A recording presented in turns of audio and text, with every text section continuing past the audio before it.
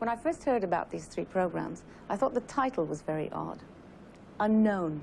Why unknown? My father was the most famous man in films, and everything that he'd made had been seen time and time again. And yet when I saw the programs, they came as an incredible surprise. I was surprised by seeing films that I didn't even know existed. I was surprised at the sheer photographic quality of those early pictures. It's unbelievable. And I was surprised at how young he looked. There was this charming, beautiful, boyish young man who was not only the highest paid star in Hollywood, but who was also his own writer, his own director, his own producer, his own editor, actor. And then when sound came in, he even wrote his own music. You'd think that he would have been very proud of all that hard work. Well, he was incredibly secretive. As children, we all recognized his genius. We all realized that he was a genius. But frankly, we weren't very curious. And sometimes if we did ask him something, he'd say, "Get on with your homework." I understand why now. Someone defined art as concealment of effort. And clearly the effort involved in making a Chaplin film was superhuman, partly because of the way he worked.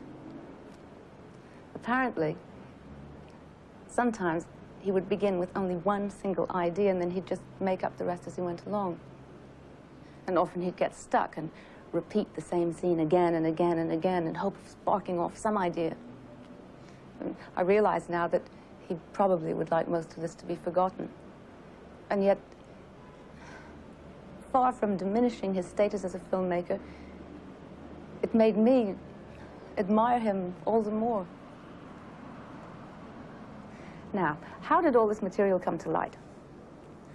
Much of it was preserved in my father's vault. He had ordered it to be junked, but the orders hadn't been carried out, thank goodness. And my mother made the material available to the producers, to David and to Kevin.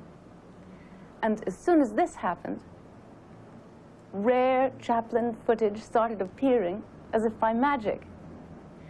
There's an American collector called Raymond Rohauer, who years before had acquired the outtakes of the comedies my father had made for Mutual in 1916. These too had been ordered to be burned in the 50s, but this man had saved them, thank goodness. And there's some incredible footage that was photographed on the set of City Lights by a good friend of my father who was called Ralph Barton, and this was preserved by his nephew in Kansas City. All these priceless discoveries have been combined with the more well-known sequences to reveal in the most incredible, moving way something that's never been seen before, which is Charlie Chaplin at work.